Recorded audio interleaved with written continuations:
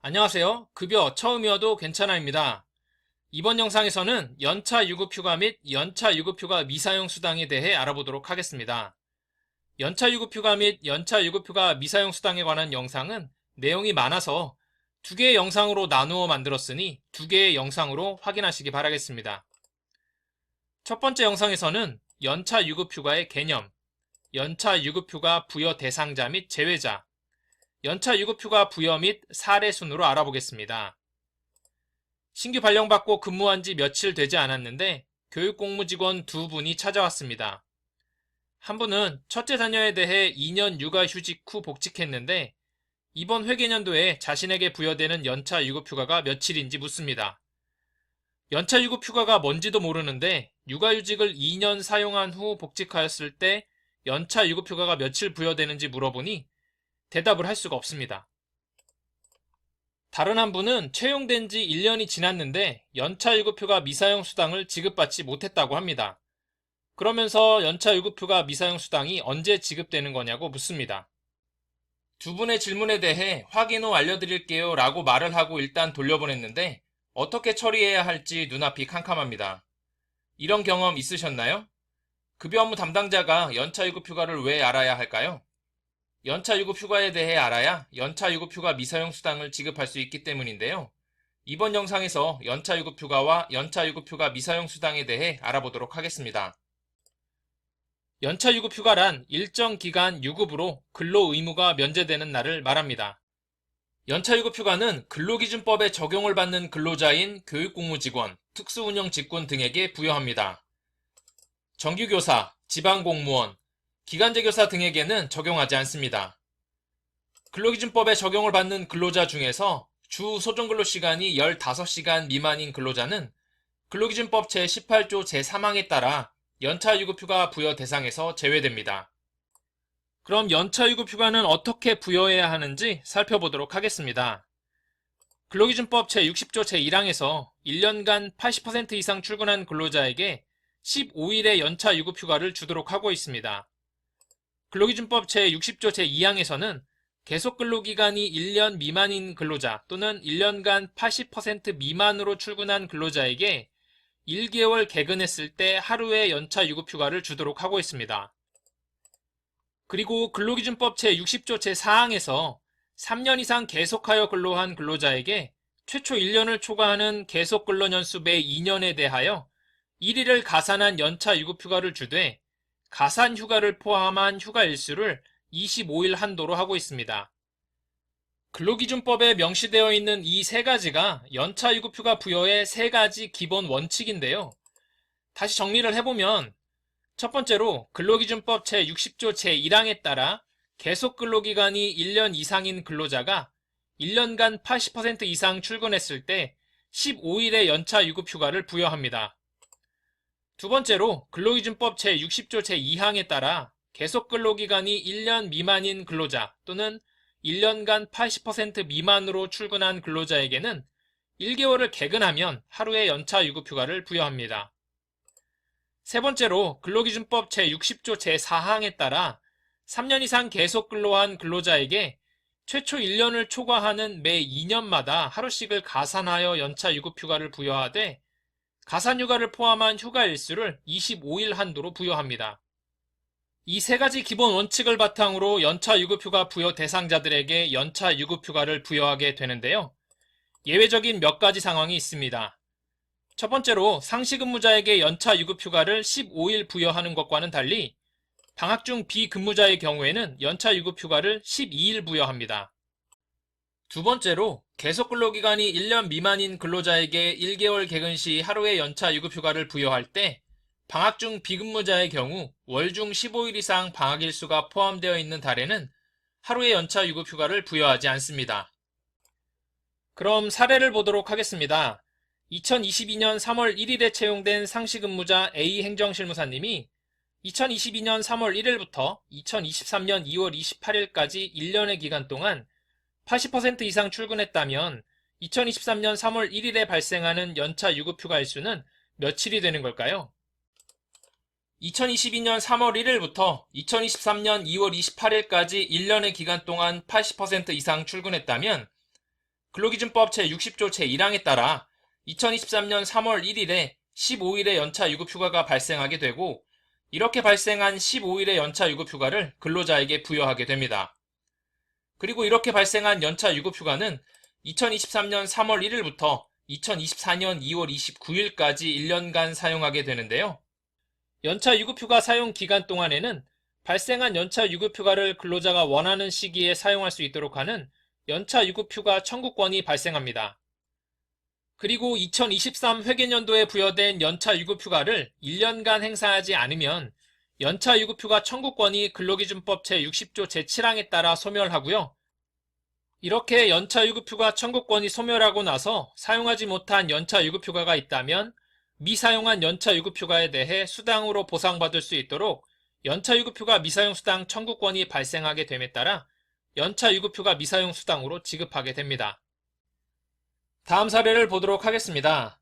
그럼 방학 중 비근무하는 비조리실무사님이 2022년 3월 1일에 채용되어 2022년 3월 1일부터 2023년 2월 28일까지 80% 이상 출근했다면 2023년 3월 1일에 발생하는 연차 유급휴가 일수는 며칠이 되는 걸까요?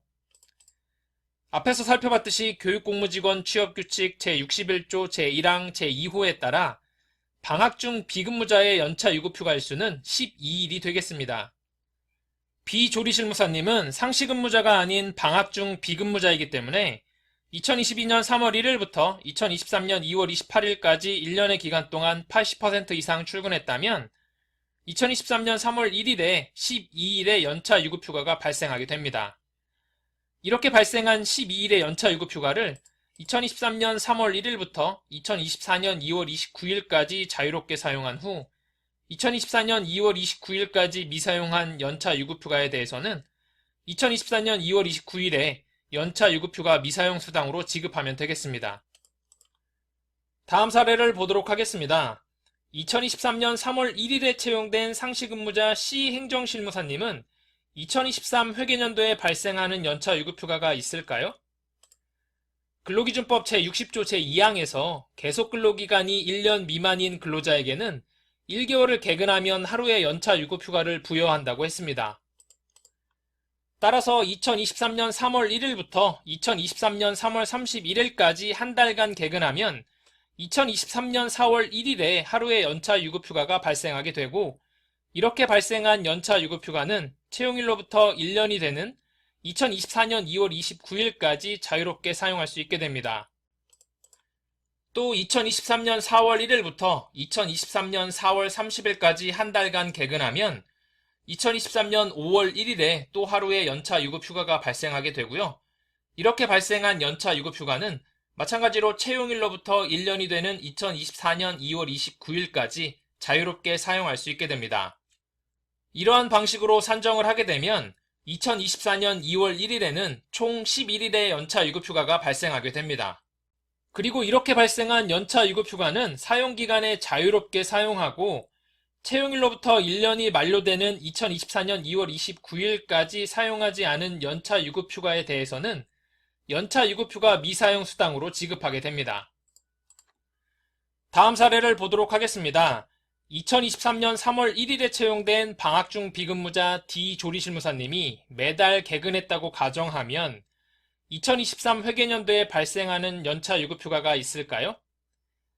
다른 사항은 사례 3과 동일하지만 사례 4의 경우 대상자가 방학 중에 근무하지 않는다는 점이 다른데요.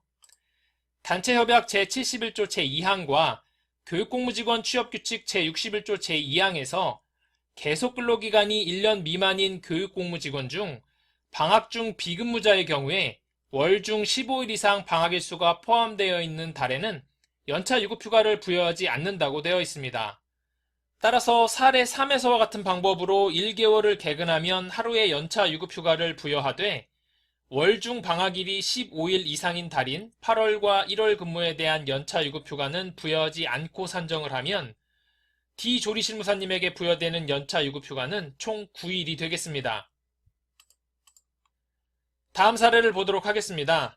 2023년 3월 9일부터 2023년 6월 26일까지 근로계약을 체결한 이 대체 조리실무사님에게 계약기간 동안 며칠의 연차 유급휴가를 부여해야 할까요? 계약기간이 1년 미만이기 때문에 근로기준법 제60조 제2항에 따라 채용일로부터 한 달의 기간 동안 개근하게 되면 하루의 연차 유급휴가를 부여하게 됩니다. 따라서 2023년 3월 9일부터 2023년 4월 8일까지 개근한 경우 2023년 4월 9일에 하루의 연차 유급휴가가 발생하고 2023년 4월 9일부터 계약 만료일인 2023년 6월 26일까지 자유롭게 사용할 수 있게 됩니다. 이런 방식으로 산정을 해보면 이 대체 조리실무사님에게 계약기간 동안 부여되는 연차 유급휴가 일수는 총 3일이 되겠습니다. 그리고 사용하지 않은 연차 유급휴가에 대해서는 2023년 6월 27일부터 14일 이내에 연차 유급휴가 미사용 수당으로 지급하면 되겠습니다. 이 내용은 경기도교육감 소속 교육공무직원 복무제도 안내 자료에도 나와 있는 내용이니 참고하시면 되겠습니다.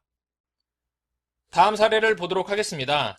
2023년 3월 1일부터 2024년 2월 29일까지 1년간 근로계약을 체결한 F대체 행정실무사님에게 계약기간 동안 며칠의 연차 유급휴가를 부여할 수 있을까요? 앞에서 살펴봤듯이 계속근로기간이 1년 미만인 근로자에게는 근로기준법 제60조 제2항에 따라 1개월 개근 시 하루의 연차 유급휴가를 부여하게 되므로 계약기간 동안 총 11일의 연차 유급휴가가 발생하게 됩니다. 그런데 여기서 문득 드는 궁금증이 있습니다.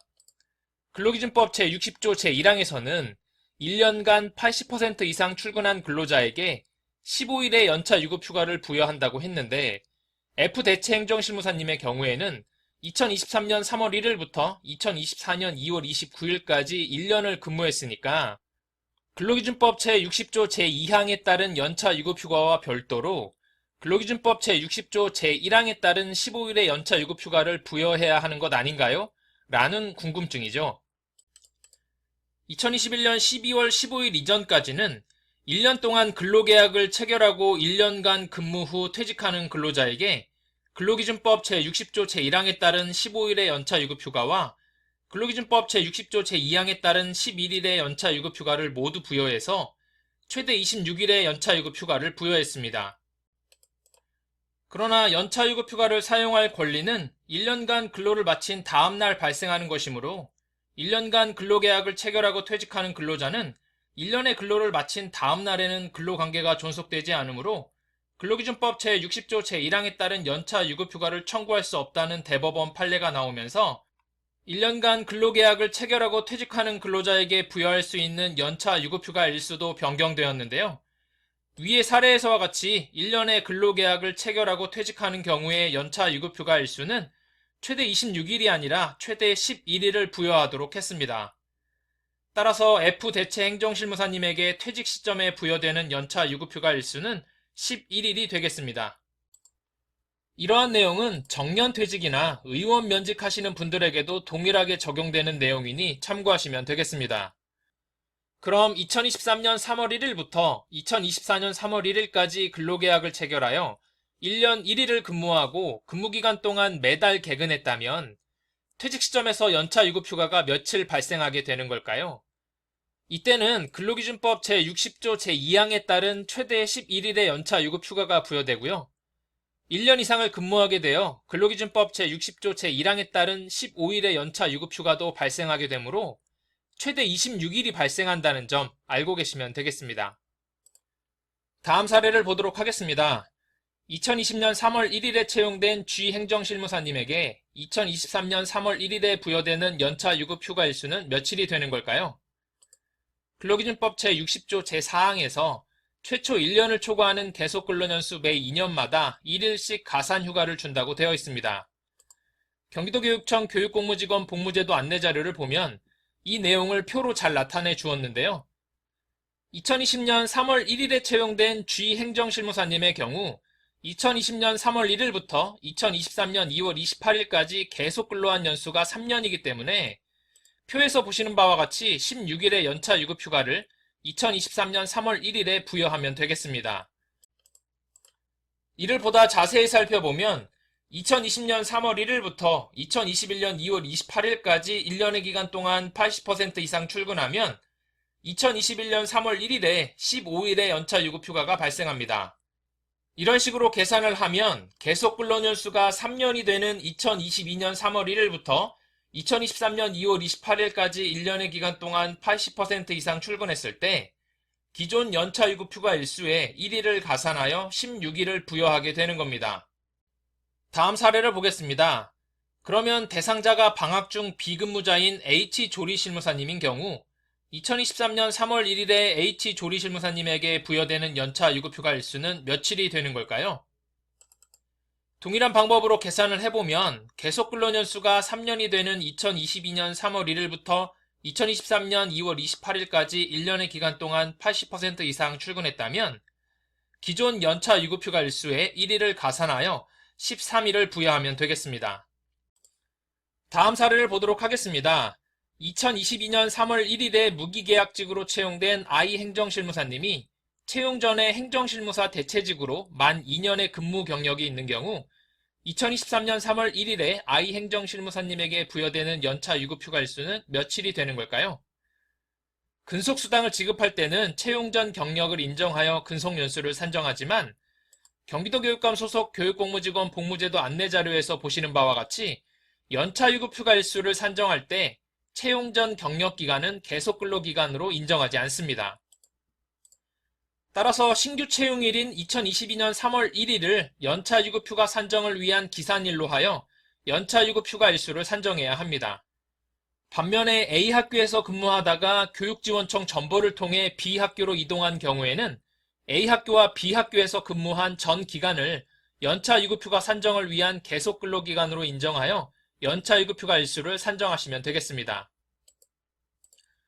지금까지 연차유급휴가의 개념, 연차유급휴가 부여 대상자 및 제외자, 연차유급휴가 부여의 기본 원칙과 이에 대한 사례에 대해 알아보았습니다.